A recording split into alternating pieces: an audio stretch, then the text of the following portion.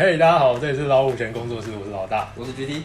那我们这个礼拜呢，要来讲一下我们频道之前没有讲过的 Delta 3D 印表机。没错，而且其实我们工作室目前也没有 Delta 3D 列印机。对，所以这支影片就是我们分析一下，对，今年可能是今年最好的，或者是我们觉得今年很值得入手的一台 Delta 3D 印表机，它叫 FL Sound 的 V4版。这也是一个说服我们自己的过程。如果实在是讲的太好了，我们可能也会买一台。OK， 那如果喜欢这个主题的话，不要忘记按赞订阅。OK， 那我们开始吧。等，我们先了解一下什么是 Delta 3D 印表机，它跟以前我们讲的那些有什么不一样吗？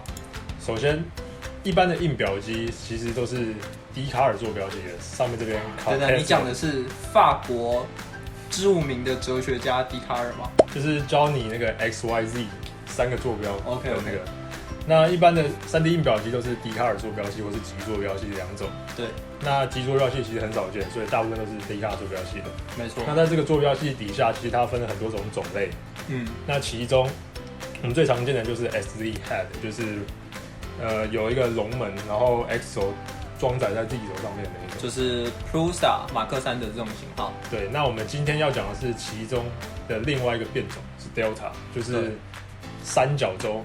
如果是中文翻译的话，有些人会这样讲。那它其实就是一种，我们看一下影片。它跟一般的猎鹰机不一样，它不是 XYZ 三个轴去分开运动，它是三个垂直的轴，透过上下调整它的臂来去做猎鹰。就是它是用三个向量去组合一个空间坐标的意思。对。OK， 那这种 3D 印表机跟传统 3D 印表机有什么不一样的？第一个是我看不太懂它的运作逻辑，好像有点复杂，有点帅。对，然后它的大概形状就会长得像图片上面这种样子，就是它有三个轴，然后很长这样子。哦，它都是走细长型的。你印的东西可能可以印很高，所以这种印表机有一些优点。那其中一个优点就是它可能可以印得很快，因为通常它不会把它的挤出机组件直接装在它的，就是说一个很重的东西，它把它外挂了。哦，那远端进料也有这个优点啊。对，所以其中这样主要的优点就是可以猎鹰得很快。OK。那另外的话，这边它有讲就是外观很酷炫，所以有人喜欢。我不确定这是不是优点啊。那再来的话就是很高的猎鹰品质。那这个猎鹰品质的话，其实现在很多机台都可以达到不错的。对。但是它的缺点其实是比较有特色的地方，其中一个就是它的猎鹰面积通常是一个圆形，然后圆柱体上去。哦，就如果今天是花瓶艺术家，就很适合买这个。对，如果你是喜欢印底小小的但是高高的东西，就很适合Delta 这种 3D 印表机。对。然后再来的话，就是它的传统 3D 印表机来的社群建立这么好，所以它可能有一些维修或是我知道，就是朋友比较少，就你东西真的坏了，你找不到人可以问。对，那这个是它几个主要的传统的缺点。那没关系，要找代理商处理就好了。对，所以今天呢，我们要来讲，号称可能是2022最好的 3D 印表机。为什么是号称？其实，在 All3D Printer 的这个网站上面，它每年不都有票选吗？对，那它上面有一篇文章是在今年的5月发的，它最好 3D 印表机其实有3台吧，5台，那其中有好几台其实都是 FL Sound 这家公司的产品。对，那其中有一台叫 FL Sound Super Racer， 超级快，是我们今天要介绍的 V400的前身。哦，我懂了，你说它是5月做的评审，但是它10月出新的机台，就是最近刚出的。对。哦，那还没票选到就对了。但是它号称是这个 SR 这个系列的 Turbo 版。那我们先说它可能是2023年最好的 Delta 3D 印表机，但它现在是2022年出。对，那我们先开始吧。好，往下看一下介绍。OK， 所以如果你喜欢这台机器，然后又想看一下它的评价，其实这边已经有它的文章，然后再 review。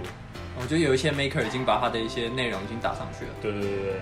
然后如果我们直接点到 FL 上官网的 YouTube 官网，它其实有一支1分半钟的介绍影片。那我们就从这边开始吧。OK， 期待吗？看这种影片就很容易想买。Go。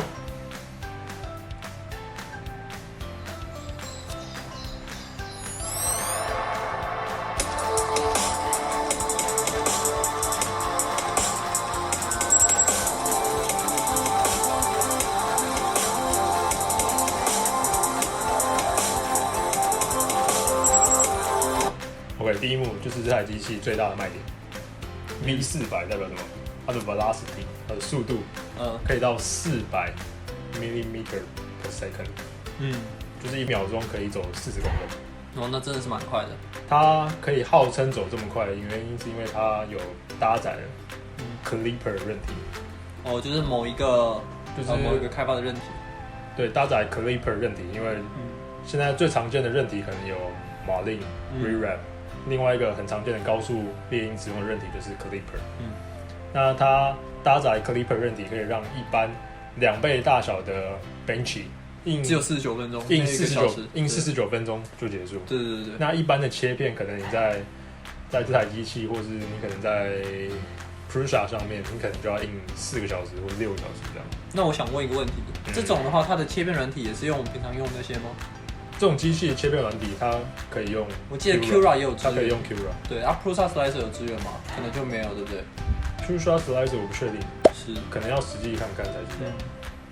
但是它猎鹰时间确实比传统的这种猎鹰机来讲，它快了很多快了至少有4到6倍以上吧。对，如果这个数据都是在相同条件底下的话，对。但这边没有给太明确的数据，只有给尺寸，所以我们也不能确定到底是怎么样。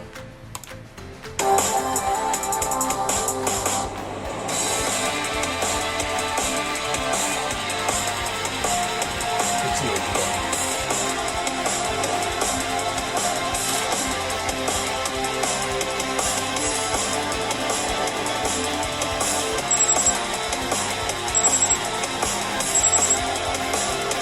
OK， 然后这个部分的话，就是首先我们有提到的 Clipper 韧体，就是它最大的卖点。再来的话，就是它有 Wi-Fi control， 就是你可以用桌机联网，直接传递资料到你的猎机上面，其实很方便。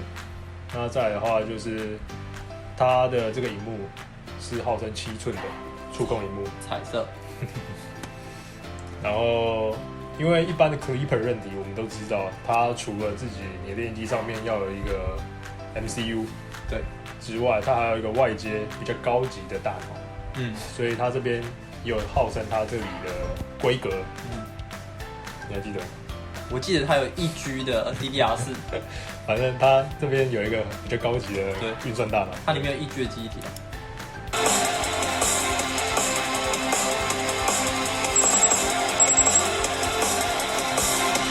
你刚刚不记得没关系，这不用解答。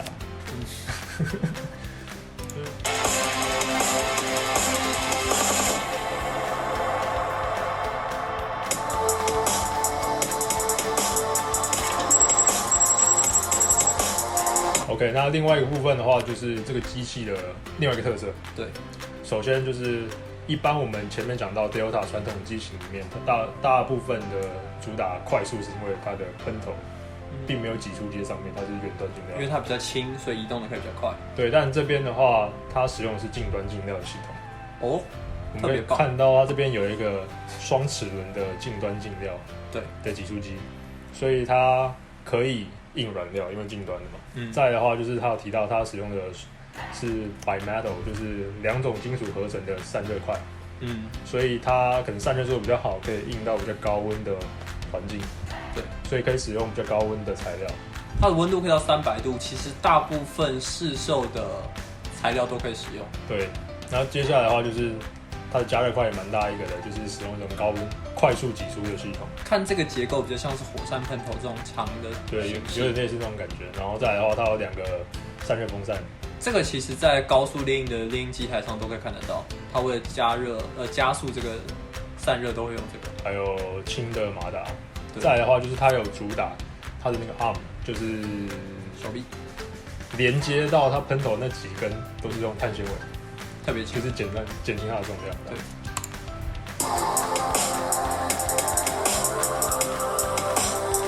有个碳纤维特有的花纹，你有看清楚吗？这看起来是后期这样去的。再看一次。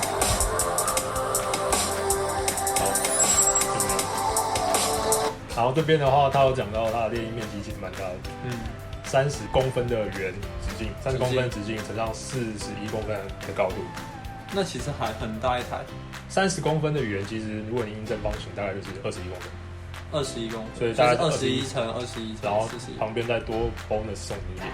对，但是以直径30来讲，其实很大哦，算蛮大的。但是看起来它的这个体积不小哎，因为你这边30的话，上面等于还有30，所以这一台应该超过41。那这边这一台应该超过1公尺哦。这台的垂直高度可能有90公分吧，90公分。我记得 menu 上面是写90公分。然后上面的话，再加如果你的限点价可能会超过1公尺。哇，那其实如果放在桌上，矮的人根本够不到啊。如果你的桌子是90公分高，再放一个1公尺，你要有190公分的地毯才能换到，眼睛可能看不到。那才对啊，你才能换得到。对，但你眼睛可能看不到。而且桌子若放里面一点，根本够不到啊。所以这可能是，如果你个子比较小，你可能要准备置板凳。你也可以放地上。哦，但是放地上，它的萤幕操控又在地上，难怪需要 WiFi 控球。了解了。所以他送你一个这么大的尺寸，但你就要有这么大的空间去使用。对。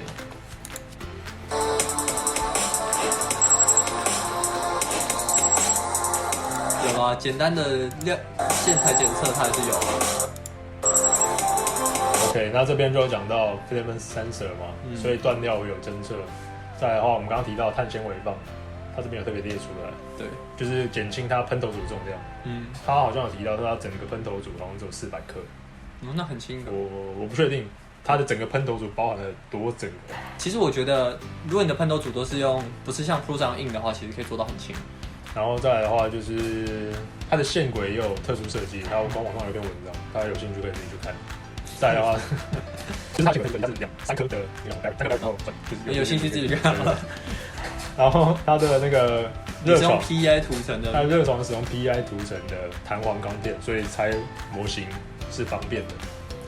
然后，其实使用之后不得不推荐一下，其实 PEI 底板印出来的东西其实蛮好看的。对，接触面其实是漂亮的，对，蛮好看的。基本上看其他的评论也是一般的列印，在这个弹簧钢板上面是没问题的。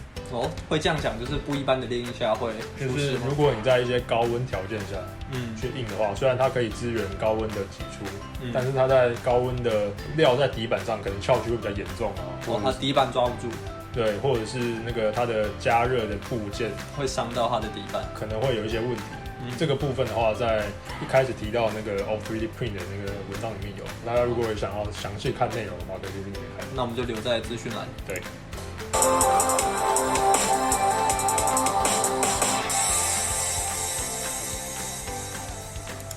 所以这台机器最大的卖点就是速度快。但我们也必须要强调，就是 V400应该不是所有的东西都是400，不是均速，可能是最高速度是400。它最高速度可能是400，或者是我看有人超过500、600，对，或许都有机会，但是400绝对不是平均速度400。对，它400指的是它可以印得好的速度。对 ，OK， 那看完官网影片，其实还有其他一些补充的东西在其他人的开箱影片里面是有的。对，就譬如说一般有的像很重要的是自动调频啊，对，它会不会很吵啊这种问题。对，那首先这台机器它是有自动调频系统的。对，这台机器的它自动调频系统其实很特别，它不是直接上去调频，就它不是放在喷头上，它有一个磁吸组，它是一个串接的模块。With a static bed and a detachable probe. This worked really well on the SR. In fact, I've only ever had to run it once in several months of printing, so I expect it will work well on this printer too. And so far, I've not had to re-level at all. 对，所以它这个东西它并不像是一般是用拼的啊，或者是用 Build Touch 什么的，它是有一个磁吸头接上去之后开始调频。这其实对它平常喷头的负担是变小的，因为它平常不要的时候，这东西可以拿掉。然后它调频完一次之后，它可能可以过很久不调频，然后再调就好了。然后这个东西就可以拔下来先收好，会不会容易不见？但是很久不调是不是？对啊，看人嘛，对，看怎么使用。那这边的话，我们的Joe大大，对，他其实是有收到自己的机器，然后直播组给大家看。对，那以这种传统老司机的 Pro 老司机，他在一边直播情况下花了大概1小时把它煮好。对，我们可以看到前面就是拉很快，开始直播，吃小熊软糖直播，一边直播，然后一边聊天这样子，然后他说57分钟煮好了，他大概1个小时内煮好，然后官网确实也有提到，就是它的一个优点就是它是有一个预煮，有点半模组化，所以你可以拿来之后就自己很快的把它煮完。就是它螺丝用的比较少，你只要位置对一对锁起来就好。它的宣称说比 IKEA 还要好煮。IKEA 很难煮，还好。还行。但我知道 IKEA 你又缺零件可以打电话，不要得罪人。缺零件可以打电话请他再寄来。好，所以这边我们可以看到它，哦，这个就是它调频的过程了。其实很疗愈，还有把它磁吸接上去。就是它刚刚1个小时刚煮完之后 Okay. So to do 直 this, 接 we 调 go 它 to 直接打开就是调频，对，然后大概 do bed level. 过程大概1分钟吧。对，而且很顺利哦。And we do 而且你看它操作，你看它移动， bed level. Calibrate. Continue. Look at that. I'm using Clipper. 3个轴移动的感觉。哇，没有声音。I told Taylor he should come over. 那只能说它的麦克风收音真的是很好。自动这样操作。对对对对。然后就是这样。对，那大家知道静音马达跟静音芯片讲的是声音变小，不是没有。对对对。然后这边的话，1小时3分钟49秒，然后它整个调完大概1小时4分钟。5:57. It is almost 6 o'clock in the afternoon evening. 20秒到30秒左右结束。对，就大概1分钟。 I don't know why I feel warm. 然后这是调频，那接下来的话就是距离嘛。对。调频完之后就是最经典的距离。对，那就要拿出我们的 A4 纸来打。经典 A4 纸。嗯。基本上也是那边。其实去计算喷头跟热床之间的那种距离，用那个摩擦力的感觉去知道，就是一种手感嘛。这种真是老司机会特 So 别好。it looks like an 好， afterburner. 所以如果你关调频或者是距离有些问题的话，它其实这边做给你看。对，大概就是这样。感觉可能不难了，但是还是有一些经验会做比较快。没错。然后再来的话，就是这台机器有号称装载了静音的马达驱动器。对，所以它到底多少，其实有人用给你看。对，那我们来看一下吧。这是高速令的情况下。Let me stay quiet. No， 他所选用的1级标准的这个声音测量器是 iPhone。这是 iPhone。对对，应该是 iPhone。我以为是一个升配机。Now again, this is a 就称它为3级标准好。 bench that we have at this time. And if we take a look at the noise now, keep in mind that it's going pretty fast. This is the type of noise that you're getting. So let me stay quiet. 可能他讲话会比那个长。对，大概50几分贝吧。所以大家知道，所谓的静音马达或静音晶片不会是完全没有声音，只是说安静很多。 So most of what 然后我看到有人说，其实它的风扇的声音很吵，比它的那个还吵。对，有没有很吵不确定，但是他说它的风扇比它的驱动马达驱动还要吵。好，那它的优点大概就到这里了。所以我们最后来帮这台机器做一点总结。首先这台机器的优点是什么？它的价格，第一个一开始是多少钱？大概850美金的话是850美，台湾。但是大家记得哦，根据你买的时间点，其实这个价格是有浮动的。如果你是3个月前预购买的话，大概是23000。以现在来看，大概要26000、27000了。这台机器的价格现在台币卖是26000块。对。但你现在美金850美，其实远超过26000块。对，大概26000、27000，因为现在台币越来越低。对对对，所以价格的话，以现在来讲，其实在台湾买比较划算。对。然后它的优点，首先提到的就是它的猎鹰品质其实很不错，还不错，而且还蛮漂亮的。然后我们可以看到这只它的猎鹰成品其实还不错。对。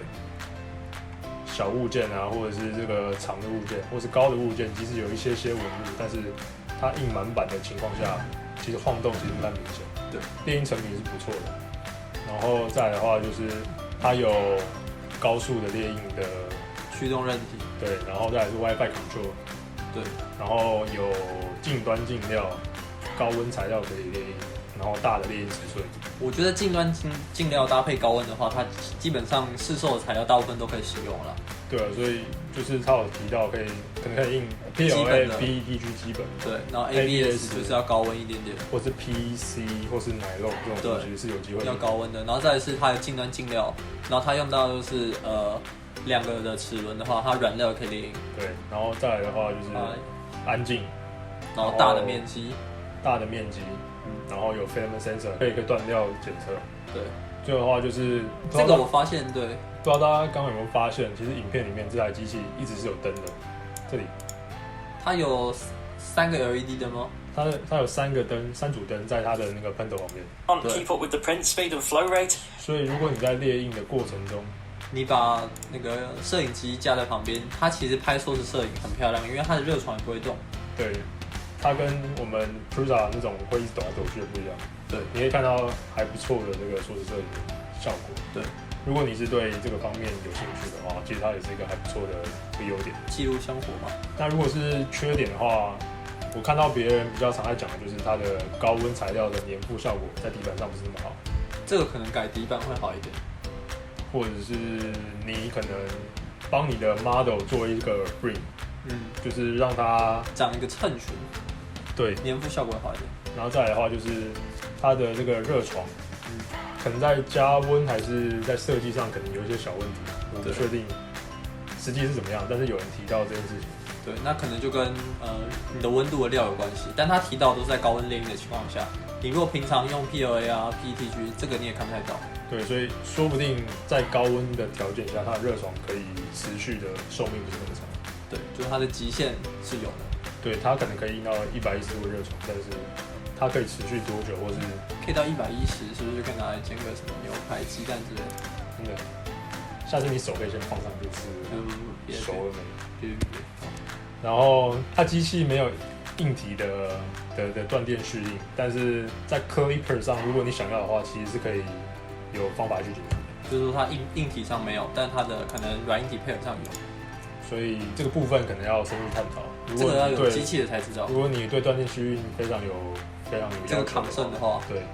然后再来的话，就是一些机器本身的问题，就是它机器可以印到30直径乘上41公分高，对，所以它的机器就很大一台，它一定要比它大个好几倍才有办法这样印。所以如果你是这个高度的话，你可能要在上面，对，你可能但看起来它刚41公分，上面有一半的高度它都用不到，但是一定要有嘛，因为那所以至少就要1公尺左右。